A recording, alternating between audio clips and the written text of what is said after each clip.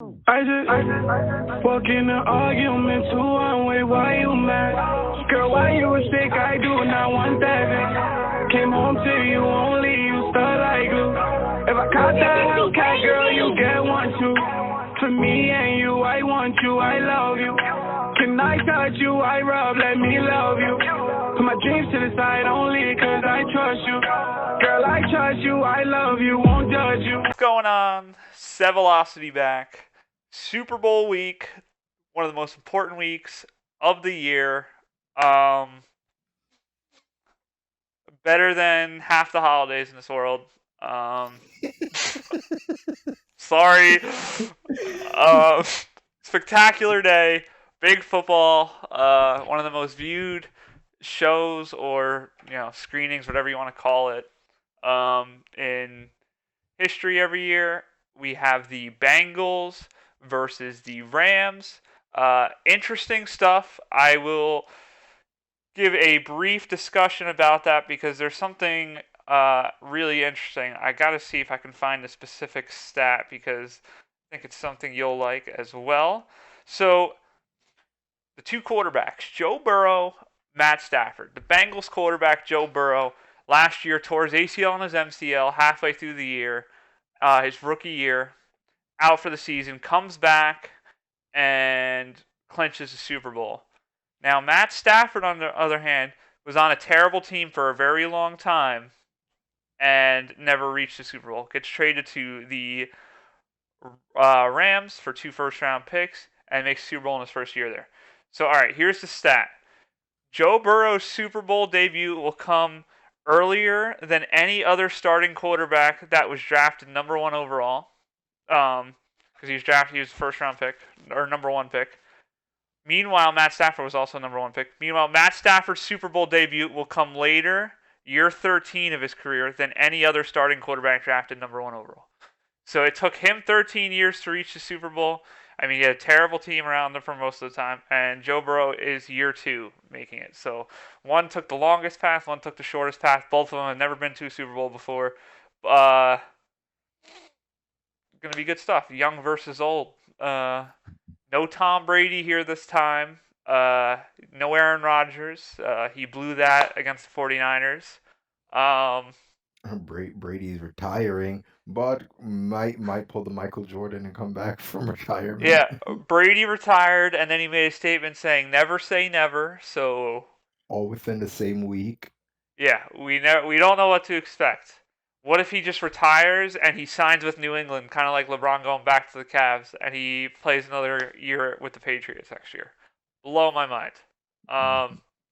Lots of possibilities. Don't forget about signing with the Jets if you are around. Don't anything you need to help. Some fresh legs over there. Listen, we have a rookie quarterback. He's going into his second year, but let's be real. He is not going to reach the Super Bowl. He's not Joe Burrow. He could get there. But listen, you take a year of Tom Brady, that man could sit on the bench for 1 year while Tom Brady takes us to the promised land. So, that's all I'm saying.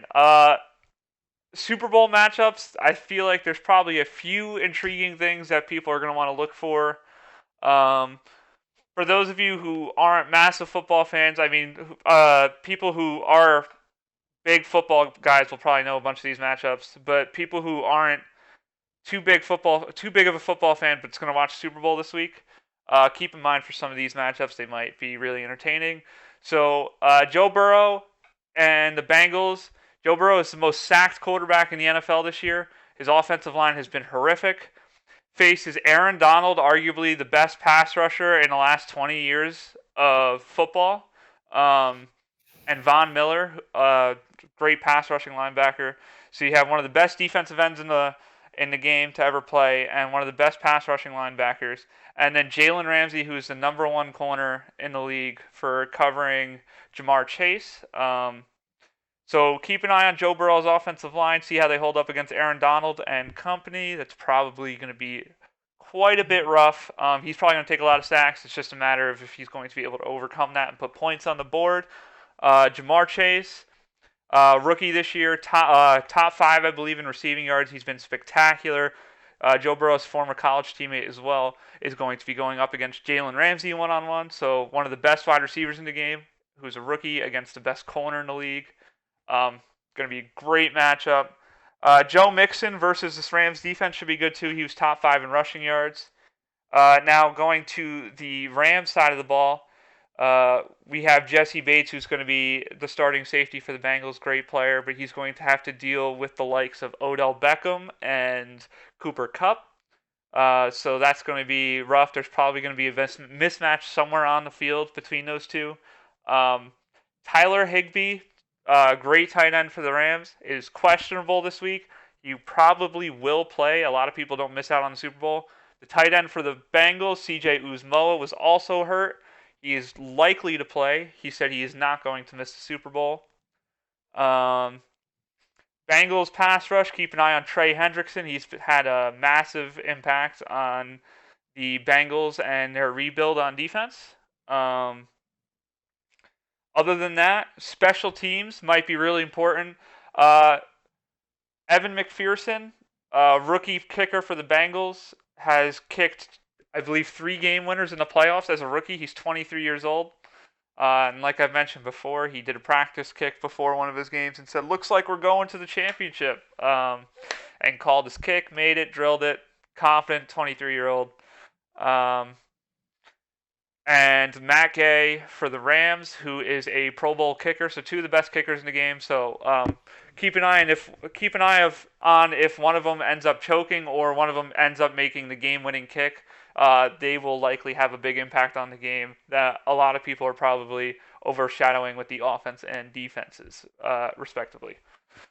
Other than that, it should be a phenomenal week of football.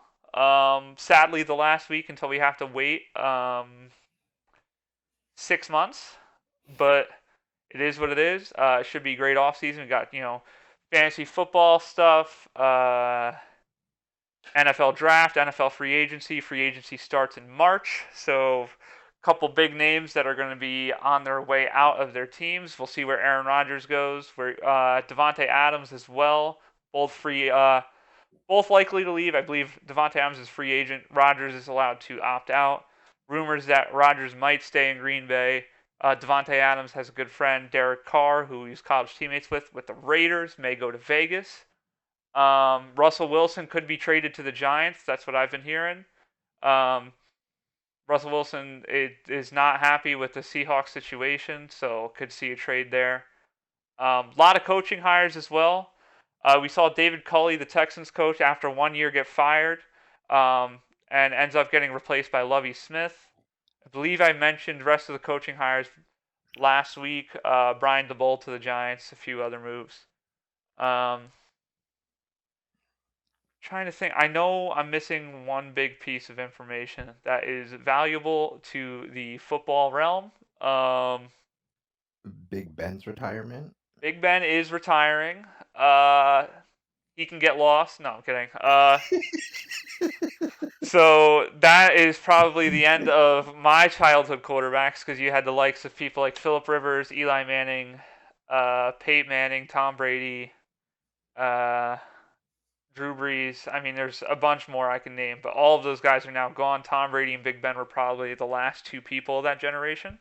Yeah, what about Cam Newton?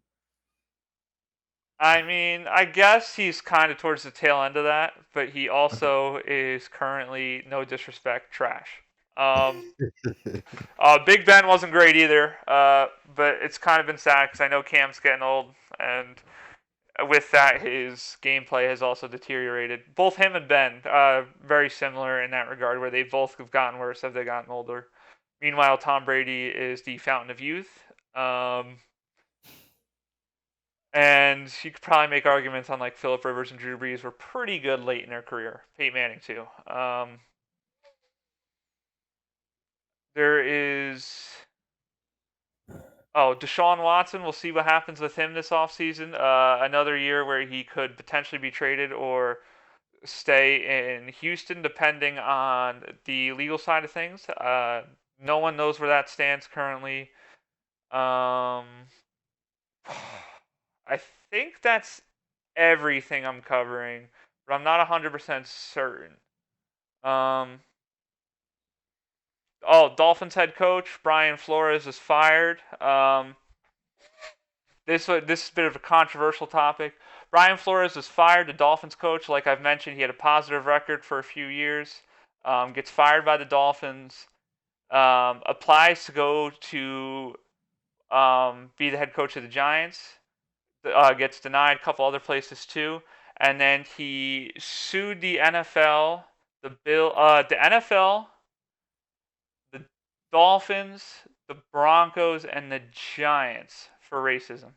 Um, the So a big rule in the NFL is the Rooney Rule. For those of you who don't know, the Rooney Rule requires you to interview at least one coaching candidate that is a minority, and with that, basically what Brian Flores is saying is a lot of these guys are just doing it to just step past that rule. So like they'll bring someone in for an interview, they won't even take it seriously, kind of just send them out and then interview the next candidate. So that's being addressed currently by Roger Goodell and the NFL. Um, it's kind of a weird rule because there's also the rule where if you make a hire of a minority coach, I'm pretty sure you get rewarded a third round draft pick as like compensation.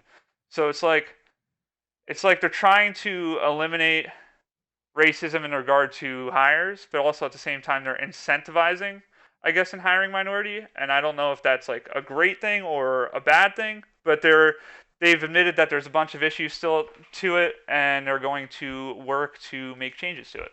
So Again, that's just evidence of like how screwed up our world is. Because like the logic behind it is they know for a fact if they don't incentivize it, yeah, odds are they're just gonna do as you say, interview them and just get cast them off. But yeah, then the idea of incentivizing it is like it makes you think like these coaches, they're not getting hired because of their credentials. It's just like it's yeah. just for the incentives, and then it's so It's screwed up. it's stupid. You can't win like Yeah, and like you know, arguing from like defending and going against it, like you said, there's no winning because incentivizing it doesn't really help the matter. It's like you want all that to happen naturally. You want it to be yeah. kind of like a natural balance, but that And but doesn't then really. then when it comes to realism and like Yeah, just how people are, yeah. So yeah. I don't know where that leaves us. I really think Brian Flores is a phenomenal coach. Oh, I- actually, that just reminded me. I'm sorry if this might be the name that you were actually saying because I don't really follow football, but I remember on First Take, there was a lot of like debates about this coach. I think it was the Giants coach. I think he's a black coach or no, maybe a former coach or something, but he was saying that he was incentivized by the organization to essentially tank just so they can get a higher draft pick. that was Brian Flores. That's who I'm talking about. The Okay, Dolphins yeah, coach. yeah, He was incentivized 100,000 a game to lose, but he kept winning, and then they fired him at the end of the season. He was 9-8. yeah. He was incentivized $100,000 a game to lose. I don't. Now the question is, if he goes and loses all those games, which again I don't think throwing it should ever be a thing, and that goes for NBA, Yeah, NHL. You shouldn't throw games. agreed. It's And ridiculous. You and should always try to win. it looks even worse is if you're incentivizing the Yeah, coach to that you're mean paying and someone to not throw. even just incentivize. You're essentially forcing him, saying, "Do this or you lose your job." Yeah. So the question is, even if what happens if he does lose all those games? Then he looks like a terrible coach. All the fans are rooting Exactly. for him to get fired. So it's a lose-lose Yeah. for him. Like if he wins the games, he gets fired. If he loses, everyone's gonna hate him. They want him fired. And Stephen A brought up a good point, and I totally agree with it. And this is the most important part. Like he said that he wants to know, like, if whether or not they're white. He wants to see if any white coaches are going to come forth and say they've had similar experiences, because that'll be such a huge problem if they're only doing that to the Yeah. minority coaches. And I want to say that that does exist. Like a lot of teams like to tank, but they'll do it in secret because it'll bring Yeah, hell from the fans. But yeah, like the thing is with Brian Flores, like I was kind of mentioning earlier, he straight up there's good minority coaches and there are terrible ones. There are ones yeah. that have deserved to be fired, but Brian Flores was a spectacular coach for the Dolphins. He made them so much better. Yeah. So I cannot understand it. There's been firings that I understand. And who's to know whether racism or not played a factor in those firings? But this one, straight up, it makes no sense that he was fired, and it angers me because I don't know if he's gonna have he'll have a job next year. I just don't know if it's gonna be as a head coach. Like, is he gonna be a defensive coordinator or is he gonna be a head coach? Because I'm pretty sure almost every head coaching job has been taken. So and now the other problem is um now that he's bringing a lawsuit towards the NFL, whether he likes it or not, that's going to kind of put him in an area where teams are going to want to hire him less because they're worried, well, they're like, oh, he kind of reported people to the NFL. He could do that to us, which that's not his fault. That he made the right decision reporting it, but it's just now he's going to get That's what I can give him credit for. He's very brave, but now this is more than ever that any other coaches who've been in that similar situation, they need to come forth too and back him up. Yeah, so I'm curious to see how that plays out. He is one of the coaches in the last 10 years who it's probably one of the worst firings in the last 10 years that I could think of because it made genuinely no sense. You started your first year you were 4-12, I believe. Second year you go 10-7, and then you go 9-8. So you've gone above the first year. You're building up a dumpster fire team that had like 2 or 3 wins. So you had a bad year, whatever. And then both years with a very mediocre team, mind you, you had a record above 500. So I didn't really understand that. And again, I don't think the Rooney Rule works. I think that's something that's going to have to be reworked, revised. But it'll be interesting because I think what's also important is, kind of like you mentioned, I think a lot of coaches just need to have input right now. Like, just speak up on firings, or even if you're like a current head coach, just like make a statement about like your experiences to see what's going on. If it's like consistently happening, or like especially the throwing games part, like what's going on in your experiences. Like, I don't know what's really going to happen. I think Mike Tomlin, the Pittsburgh Steelers coach, would be a great person to talk to about it too. I mean, he's been a coach for so long though, like 20 years. But I just don't know. I mean, Roger Goodell's gonna have a mess to sift through, the commissioner, so it's gonna be interesting year. I do think that Brian Flores will win that lawsuit, because I think that there's going to be major pushback if he does not. But yeah, that's going to be interesting offseason because that's going to probably overshadow most of the offseason, including over free agency and the draft. Stephen A. also added that if all of this comes to surface and they find out it is true, and all that's confirmed, the Giants owner, he says, shouldn't be banned from owning an NFL franchise. Yeah. Yeah. I would say that's probably true. It's like I don't know. I'm like the first person that comes to mind when we think of getting banned is Donald Sterling.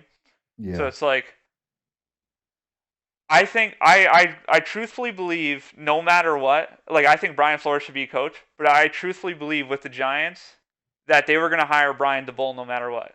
He was #1 coaching candidate going into the offseason because the Bills' offensive coordinator, Josh Allen, was throwing 5 touchdowns against the Chiefs. A lot of people liked him, so I think he was going to get hired no matter what. What I want to know is, did they at least give Brian Flores a fair chance in his interview, or did they really just like tell Brian DeBull, hey, you're hired, and then go right to Brian Flores and be like, hey, let's interview you, and just pretend like, okay, this is going to be a normal interview, and he had 0 chance to ever get the job. Because it's like, whether he was going to get the job or not, you should be straight up transparent with him. Be like, hey, I don't even think you should bother interviewing for this. We kind of already decided on a candidate. Or, just be transparent. You already hired a coach. Don't waste his time if you're hiring a coach. But now you have this whole situation where you wasted his time. You had him fly to New York, and you lied to him and pretended that there was still a chance of him being a head coach for that team, and it was already predetermined. So I don't know. I don't know where John Mara stands with that, because I think he's a terrible owner to begin with, and morals wise, that made no sense. It's just I don't know what they would do to ban him, because like what specifically could they uncover evidence wise? Because they wouldn't have tapes to the interviews, they wouldn't have any recordings, so I don't know Yeah. what the grounds would be to be able to ban him. I think that there's chance that he could be banned, but I don't think there'll be enough evidence for it. But Mm. I think there'll be hefty fines and maybe even stripped draft picks for it. Maybe not like a first round pick, but I think they'll definitely um, lay down a hefty punishment. Same with the Broncos too, because the Broncos were a part of that. Broncos, Giants, and then the Dolphins. I think the Dolphins will get the worst of it, because I think that was the worst part. The fact that he was fired to begin with. He should not even be a coaching candidate right now. He should be a head coach to start. Um, so I think the Dolphins are going to be in huge trouble. The Giants might slide out of it in silence, but I don't know. I think that Roger Goodell is going to have to figure that out. Yeah. Disaster. Also forgot. Washington football team has a new team name. I don't know if you saw that. They officially No. decided on a team name, and it is garbage. What is it? The Washington Commanders. Oh, okay. So yeah, after 2 years, and you know what's funny too? When the previous name was stripped, and it was Washington Football Team, everyone was like, "That's the dumbest name in the world." And then after 2 years, and they go to switch it to the Commanders, everyone's like, "I kind of like Washington Football Team now." Yeah. So now we're going to the Commanders. I don't even know. I think they have a logo. I haven't seen it yet. But a lot of New Jersey design, and they're gonna keep the same colors too. It is what it is. So yeah, that's the NFL world. Lots of stuff. Uh, you know, Super Bowl, fines, punishments, free agency, coaching hires, um, player trades from the offseason that kind of directly affected this year. And now we got the Bengals versus the Rams this Sunday. Should be a great game. And the good thing is they got no controversy between those two teams. So I am, by the way, a full Bengals fan this week. I love Matt Stafford. I'm sorry, but LSU all day. Let's go I'm Bengals. also I'm also rooting for the Bengals. Let's I go. don't know. It's something about Joe Burrow. What's it called? Well, I guess because part of it is because they seem to be the underdogs in this. Two, I watched him more than I watched Stafford this year, and like especially seeing what they did against Mahomes and the Chiefs, like Joe I was Burr. I was impressed. And Joe Burrow, he also just like outside his helmet and stuff, he seemed to have some swag. Yeah, that's what it is too. That's what everyone says. He's just got that swag. Like he just Yeah, he looks like he looks doesn't cool. He care. looks He's just like, cool. Yeah, come yeah. get It's me. like he roll up. Yeah, like kind Yeah. of like Michael Jordan. You ever see? I've probably sent it to you. The Joe Burrow gif of him smoking a cigar after he won the Yeah, college national championship. It's one of the yeah. coldest videos. Just sitting there in the corner as a quarterback who just destroyed the opposing team for the national championship in college. He's just sitting there smoking a cigar. Good for him. Um, Sorry. All right, kind of went on a big talking spree. We can go to basketball now.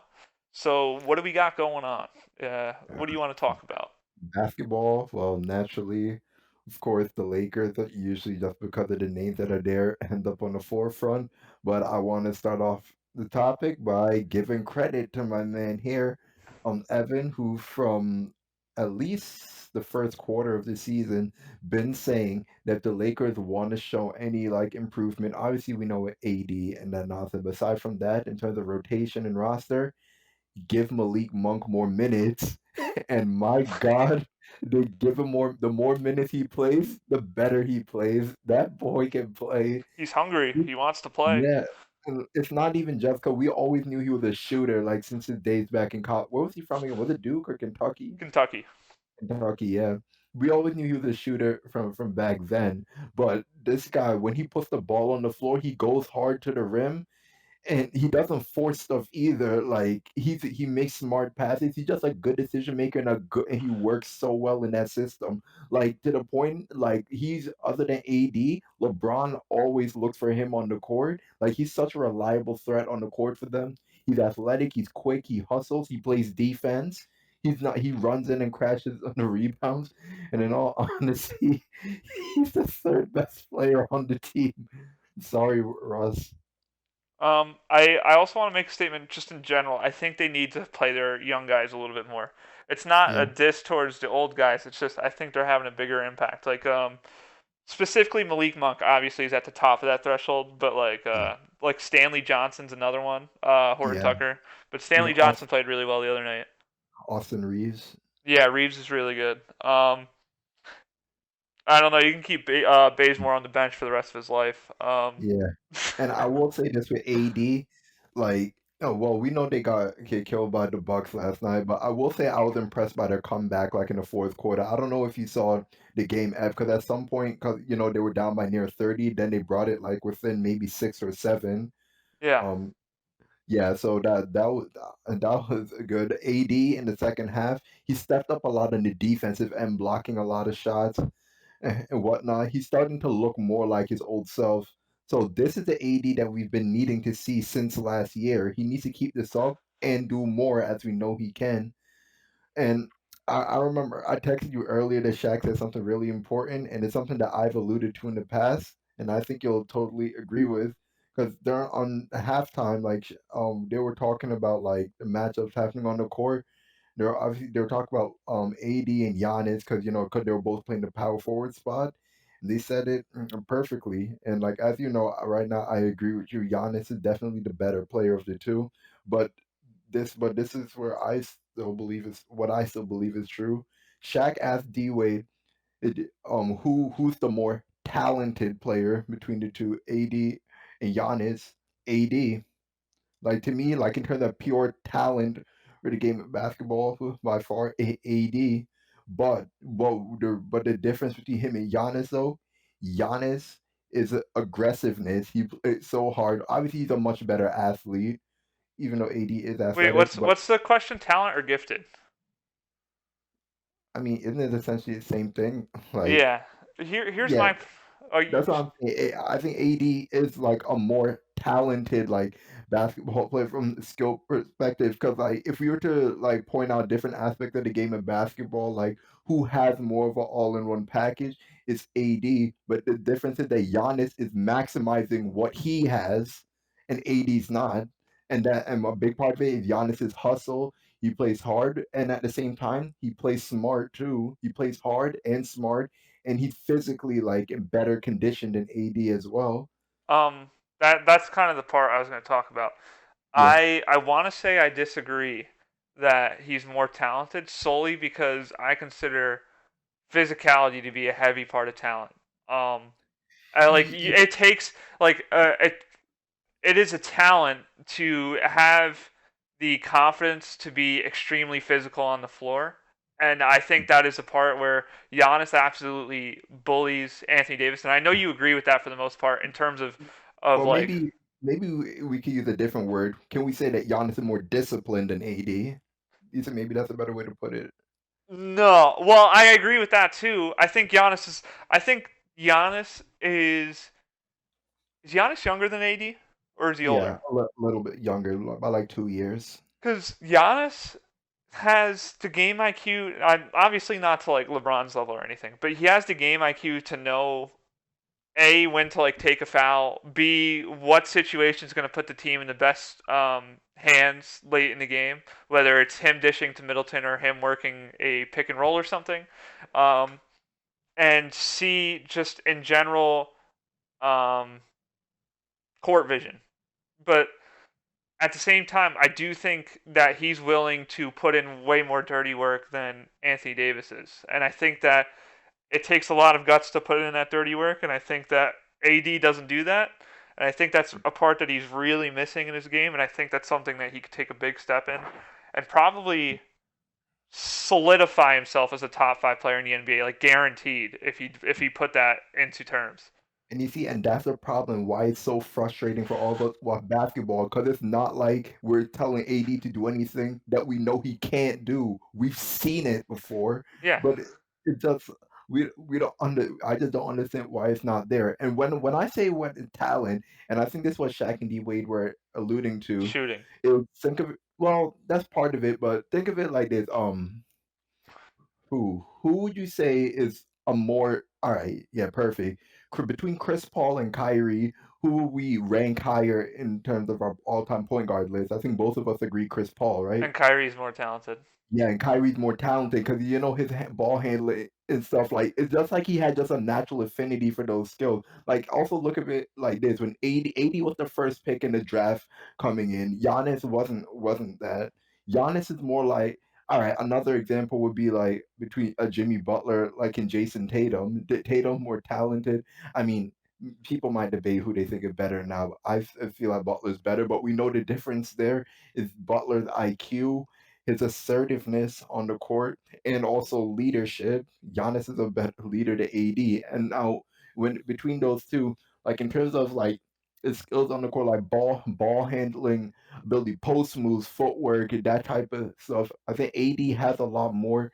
He has a more of a natural affinity to those things, whereas Giannis though, like he really bombards you with his assertiveness on the court. Like his strength that he has, he's constantly putting in max effort and like making the most of it. Whereas AD, it just comes out with a lot of like He, nonchalance.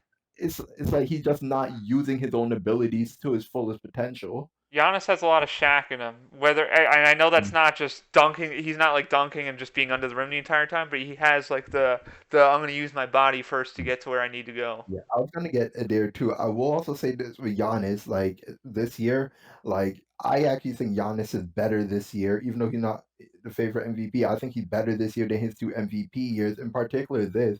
Remember in the past, like whenever we did our rankings, I always said how Giannis, to me, he plays more of like a wing type game. That's why sometimes I would hesitate in ranking him among power forwards.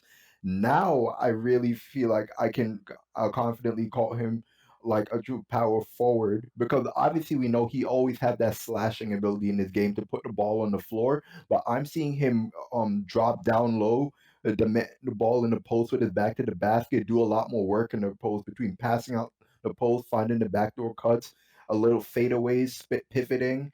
And what's it called? Just backing guys down, going right up, and then of course boxing out more inside for a rebound. Like he's really embracing like that big man game, and in the past, like particularly when they lost to the Raptors, that's what threw him off his game. Like when Kawhi was picking him up like out on the perimeter, like Giannis is a great ball handler for his height, but like not great enough to like ISO Kawhi on the outside. So it forced him to be more off the ball and play that more traditional big game. But at the time, that wasn't Giannis's strength because he was playing like a real more like a three back then, like face up, driving to the rim. But now he's added like that other aspect of the game, so he's become a more versatile offensive threat as well. So do you think AD's a better ball handler than Giannis? Mm, I do when at his best, yeah. But the difference is this: Giannis handles the ball more than AD. AD always played off the ball Wait, more. I So have the best remember, way to word it for you. at some point, Giannis was essentially the point guard for his team, whereas AD, he's always a lot of times he was the center for his team. Sometimes. So what you're trying to say, in other words, is AD's the better ball handler, but Giannis has the more confidence to actually dribble the ball. I don't I don't even think that's necessarily the case. I think it's just like their preferred like play style. Like if I had to pick between the Giannis is the more ball dominant player, like I'm trying. I'm trying to think. Like, we'll compare them to like Kyrie and Steph. Like how Kyrie, we know when he's got to score the ball, he needs to have the ball in his hand to go ISO and score. Whereas Steph, he can do that too. But what's it called? We see him sliding off the ball a lot and getting open. And like and as I said, between Giannis and AD, since way back in New Orleans, he's had to play center, if not power forward. So he's always had to play off the ball more, and he does better. He's better at that. I think he's a better off the ball player when he's playing at his best than Giannis. But Giannis, when the thing is too, when Giannis has the ball, it's not like he's not like KD where he's gonna do a whole bunch of crossover move. Because part of it too is he doesn't have to. It's like he just gets that first quick step, and if guys get in his way, he just uses his shoulder and bodies them and I want goes in. Like he has more explosiveness than AD. I want to ask you 2 questions. Yeah. Was last night's game Giannis's best performance of the season? What's his best performance in the season? I don't. The thing is, I don't know because I can't. I'm blanking right now because I'm sure he's had more 40-point games throughout the season. Because I mean, that's what he does. I mean, if you want to put it in the context, given the matchup, I'll say. I guess I'll say yes. All right. I have one more question. Yeah, ask it. I'm already gonna tell you no. I'm not going that far yet. I'm not being a reactionist. Okay. AD better. He's better than AD. I'm not getting it over LeBron. I'll say that he was the best player on the floor last night. It was a great night for Giannis. LeBron and AD didn't play bad. I'll say it was decent games for them. I'm not doing this to the stat. I'm not doing this for the player comparison, but I just wanted to read the stats. I know you know Giannis had 44 points, but there's something else I wanted to outline. So Giannis had 14 rebounds. You already knew that. 8 assists, which is higher than normal, but a good game. Great. But the big thing is he had 2 blocks, 1 steal. He had 0 turnovers on 44 points. 0. Yeah. That's crazy. Oh yeah, trust me, I agree. And you're missing another one. This is what really impressed me. He was 2 for 2 from 3, and he was plus 23 on the floor. Yeah. Oh, I thought he did better from the free throw line. I guess because I tuned into the game late. Because I know at the end of the game he didn't miss any free throws, but he was only 62%. But still, I mean, at the same time, again, remember Giannis, he plays off the ball a lot more too. Drew Holiday's the ball is the main ball handler. But we got to also point this out. Chris Middleton, had a hot hand as well, 21 points. Bobby Portis. Now this is what annoyed the hell out of me watching him. Bobby Portis was 5 for 9 from 3. First of all, I was wondering since when did this man really shoot threes that much anyway? Who was the best person on the floor for the Lakers? For the Lakers, I will say it was LeBron. I am gonna go with AD, and listen, hear me out for my reasoning. He went 8 for 10 for field goal range, and keep in mind being forced to play center as a power forward. He had to go against not only Giannis but Bobby Portis too. So Bobby Portis is the natural center, but he still had to deal with Giannis too on the side. I didn't watch the game a lot, so I don't know who he was on most of the time. But I'm assuming he's guarding. Unless LeBron was guarding Giannis, which I'm not certain. But AD was guard. It's just like Bobby Portis, but like either way, the matchups are a problem because the starting 5 for the Lakers. They had Trevor Ariza on Giannis actually. Yeah, you had Ariza, Monk, Westbrook, LeBron, and AD. So your biggest guy was AD, and then your second biggest guy was LeBron. So I mean I feel bad for AD from the sense that you're kind of fed to the Wolves to try to out rebound Giannis and Bobby Portis. I'm not saying Bobby Portis is nuts, but he is a center and he is tall. Yeah. So you're having to go against both of those. I don't think that was really fair for them. I think they should have put another center in the lineup for him, but I mean, that's me. I mean, hold on. DeAndre Jordan didn't play, neither did Dwight Howard. Oh, that's a joke. DNP coach's decision. Yeah. So he was literally the only true big man out there for them. And Stanley Johnson's their backup power forward, but he's 6'6" as a power forward. And Melo was out too. Yeah. Well, what is Melo going to do against Giannis? Nothing. No, I'm not talking about defensively against Giannis, but the bigger picture in the game. He's another one of their main scorers. Yeah. In the second unit. I don't know. I don't think there was an excuse for the Lakers to be getting blown out for as much as they were. I know they only lost by 15, but well, I'm not gonna say it's an excuse, but the reason is Russell Westbrook. Like that's not. I can clearly say that one was Russell Westbrook. 3 for 11, 10 points. 5 Yeah, assists. and then he had like 3 turnovers in the first in the first half alone. He basically doesn't get minutes. He doesn't play in like the closeout games. Like that's for their new strategy. Him and Um, LeBron I have will 4 turnovers each. I will also say this that Giannis was guarding LeBron a lot.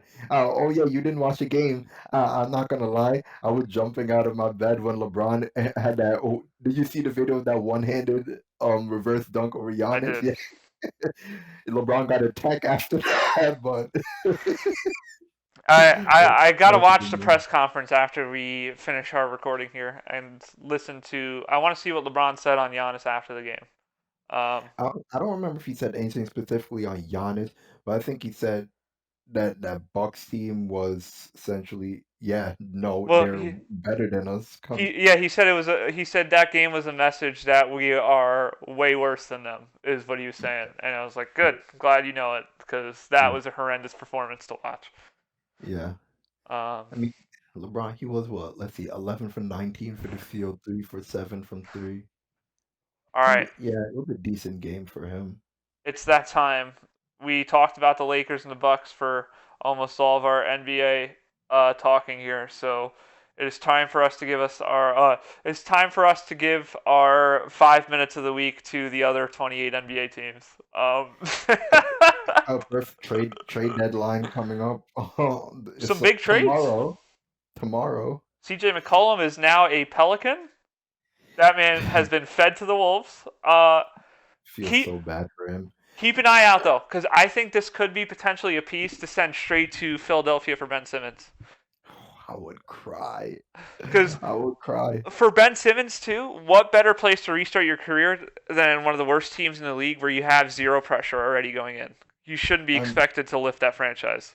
sure, but then again, if maybe he'll be even less motivated, saying, "Oh, the team sucks anyway." The team should look kind of as good as if when Lonzo was there, when they were like a 7 or 8 seed almost. Mm.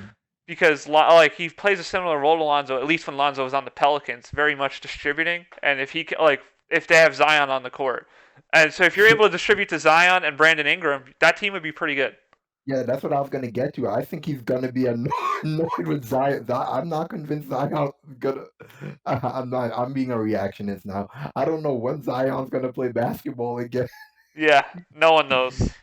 Oh, but it's funny. All of these trade, pretty much the big names in the trades is all these transactions people are looking at is Ben Simmons for who and Russell Westbrook for who. Another one, James Harden. Imagine that if the Nets actually give a James Harden for Ben Simmons. Stephen A. Smith does brought up a good point. Well, I disagree with him in this sense, saying it will be a mistake on the Sixers to send Ben Simmons there and they get Harden. Because I actually think the Sixers would beat the Nets if that happens. Specifically, especially because since Kyrie's only gonna play half of the time. I really think that they should do everything they can to get Kyrie to Philadelphia. No, hold on, wait. No, you're saying that to just to be funny. No, No, you're not saying. You're not. I'm saying it from a Nets perspective. Okay, yeah. Oh, yeah, oh, absolutely, absolutely. I thought you were saying that's what you want. I gotta say, I know you're trying to sabotage. But like from like the Nets perspective, it's like that man's only I bet he's threatening retirement if he gets traded. It's just Yeah. like if he's gonna play 41 games or less, it's gonna be less. Hmm. Every year. What? Well, we have no clue how long COVID's gonna last, but we can assume that there is a decent chance this happens again next year. Yeah. If he's just gonna play half your season, you just want that for your team. Like I get Ben Simmons is a worse player, but he could be a better defender. I think it's kind of He depends. he I would complement that roster, to be honest, because he's Yeah, gonna be surrounded by guys who can hit the three ball. and like for guys like Joe Harris, I think it complements him really well. Yep. Instead of forcing Kyrie into like an ISO or something, he's going to distribute first. Yeah. And Ben Simmons Deep. is going to be able to play again with this time. I feel like him and Embiid, there was pressure on him to score points. There's zero pressure for him to score in Brooklyn. There's no need for him to score. I mean, Yeah. like you would want him to get a couple points a game at least, but like that team is going to solely rely on Kevin Durant, James Harden, and you can lean a little bit on Joe Harris too. But the cool thing too is you slide James Harden back to shooting guard, and I get he's a great point guard, but when he's a shooting guard, he could score 35 to 40 a game because he's Yep. just solely focusing on shooting. So if you put him back to that, and you have Kevin Durant already dropping 30 plus, it's a good combo. I like it. Yep. Um, But they're gonna happen. But Nets, I'm begging you, please do it. Send Harden our way. yeah, don't do that. I don't want to see that. Joe Engles was traded to the Trailblazers. That was today. Sabonis was sent to the Kings, Yeah, I saw that. which the Kings are an interesting team because the Kings are. Let me double check. They are 20 and 36. They are not close to the play-in. They're like 3 teams under the play-in. But that team, I think the main thing was they did not like Marvin Bagley. So and that was their main power forward. So they got rid of. They didn't trade him.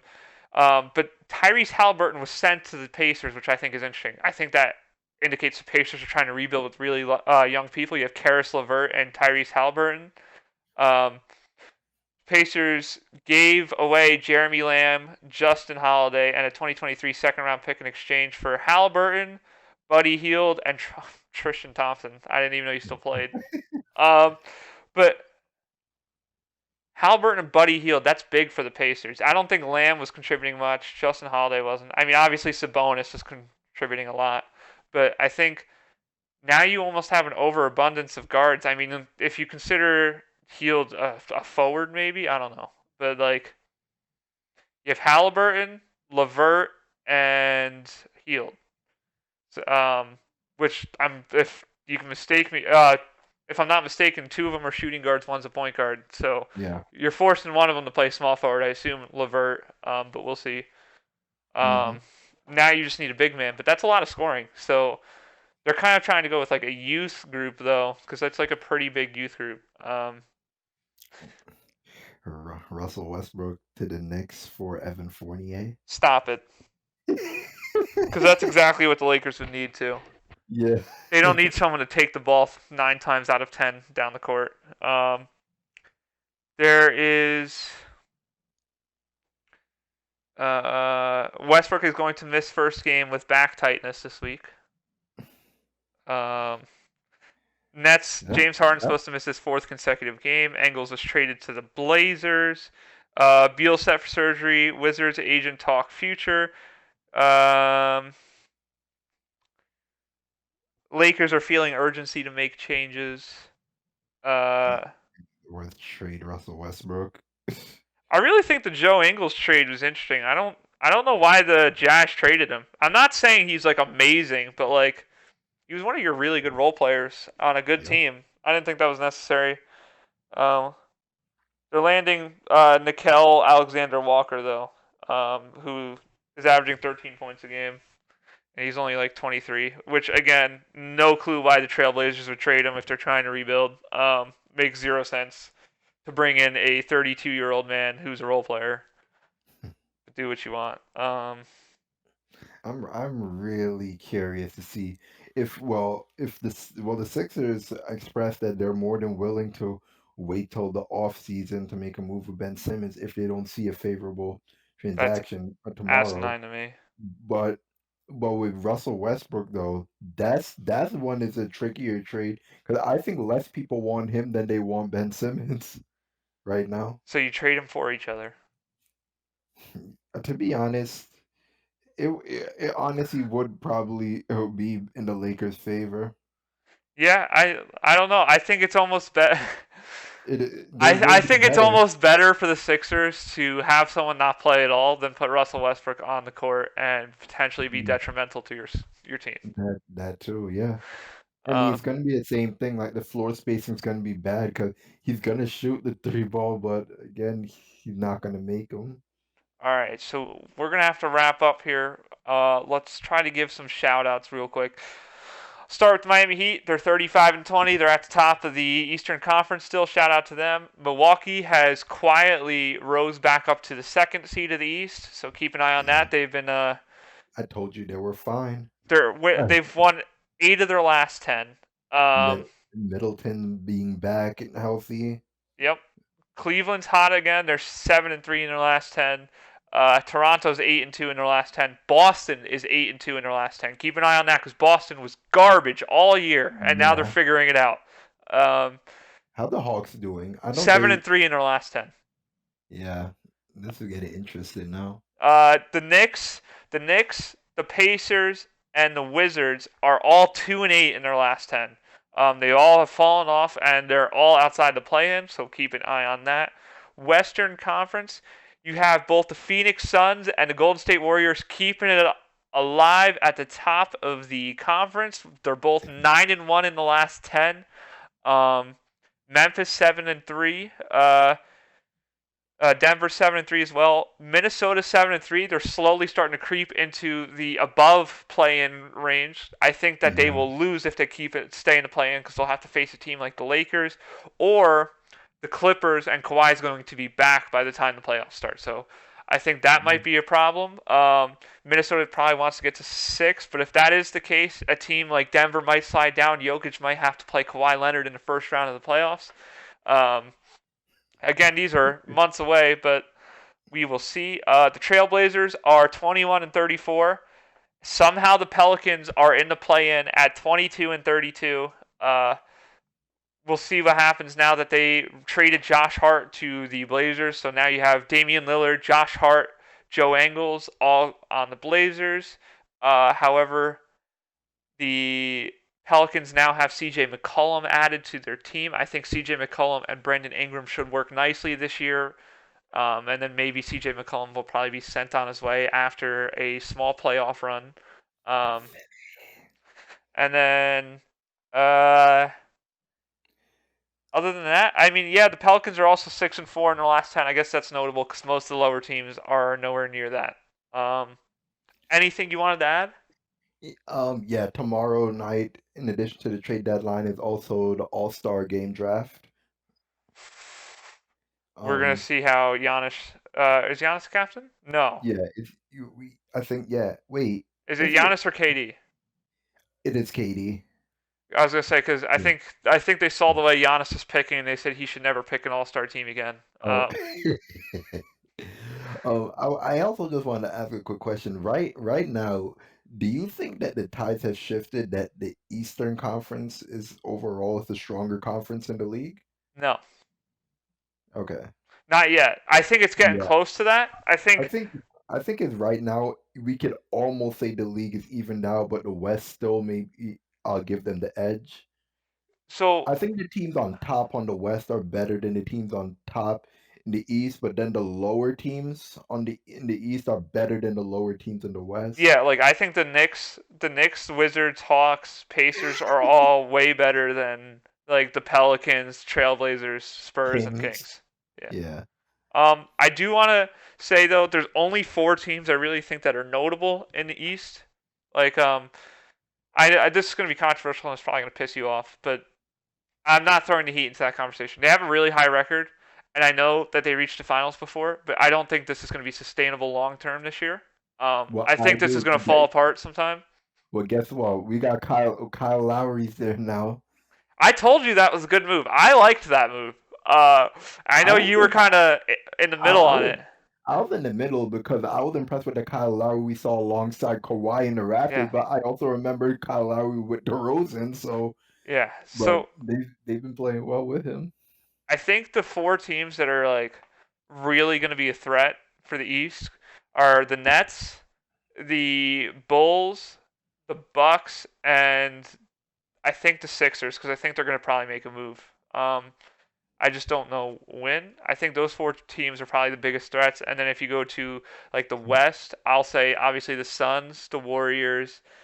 I think the Grizzlies have a fair argument that they're a threat because I think they could beat any team. And then I'm going to say the Jazz aren't a threat right now, especially after trading one of their role players. I know they got a good young talent. I don't think that the Mavs are a threat either yet. I'm telling you from right now, the Grizzlies, they are not beating the Phoenix Suns. I don't know. I don't know if I agree with you yet. I don't believe it. I think that obviously, okay, John Morant's better than Chris Paul right now. Chris Paul Yeah, obviously is going to put them in the best it's situation to it's, win. it's gonna be it's good. That'll be a matchup. We could call that a clash. Yeah. And then you have DeAndre Ayton, who's the center for Memphis. It's I think Steven Steven Adams. Adams, right? Yeah, Ayton I don't. should win that. When did he play? Actually, I remember the past a few games like Jaren Jackson Jr. was at playing the center spot. I don't know.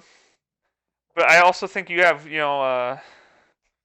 Steven Adams played yesterday. Jaren Jackson, I think Jaren Jackson is far and away way better than Jay Crowder. So Yeah, I think he'll kill him. I'm I'm thinking about like the bench though. Like they still have campaign, Yeah. um, Cam Johnson. Wait, McCall Bridges. Does he start or does he come off the bench? Bridges usually starts. Yeah, and he's a two-way player. When they play the Warriors, he bothers Steph a lot with Yeah. his length and height. So I think there'll be some interesting games. Tomorrow Bucks versus Suns, by the way. Oh, definitely watching that. Yeah, keep an eye on that game. The Mavs and the Jazz are the two that are tricky because it's just like I feel like they just haven't changed at all in the past couple of years. I agree. Like they just stay the same. Also, Lakers versus Trailblazers is starting right now. Not obviously an amazing game, but this might be Josh Hart's debut. I doubt it. I think they're probably going to have to put him through like 10 weeks of COVID protocol before he can play. Same with Joe Ingles. So I don't think either of them are going to play. Portland's going to have like a 7-player roster tonight against the Lakers. But no Russ tonight, so the Lakers should win by 60. Imagine. We'll see. I think that's going to be a rough matchup for the Blazers. I think the Lakers should win big. Let's be real. Russ right now is what Melo was on OKC. Yeah. Yeah, pretty much. All right. Anything else to add? Oh, that be all. I hope everybody has a great weekend. Enjoy the Super Bowl. I know a lot of you are going to have work the next morning. I am going to be a part of that crew now, who has work early in the morning next day. Don't do sacrifice sleep for the ending of the game. I feel like it should be a good game. Should be a great matchup. Also, you have. Let me just double check. For the halftime performance, you have Snoop Dogg, Eminem. Oh yeah, I'm definitely Yeah. watching that. This is gonna be the best. Kendrick Lamar, Mary J. Yeah. Blige. Oh my God, this is gonna be the greatest one for the longest. See, you say it's going to be one of the greatest. My grandfather says, "What is this crap?" Hey, it's a difference in eras. He just wants Bruce Springsteen at the Super Bowl, but he can't get that. I'm excited to see the show that they have going on, and I can't wait to be the only person at my family's house who enjoys the halftime show, but that's okay anyway. Yeah. Oh, and also important after the Super Bowl, it's Valentine's Day, so all you couples out there, make sure you show each other a lot of love. Listen, I'm going to be. I think I'm working. I have to double check my schedule. If I'm not, I'm pretty sure I'm going to be playing my piano lesson on Valentine's Day. And eating dinner with my mother. So, hey, you know what? If you don't treat your family right on Valentine's Day, what are you even doing? So, that's on all of you people out there who don't focus on them. Other than that, you got anything you want to end with? Nope, that be all.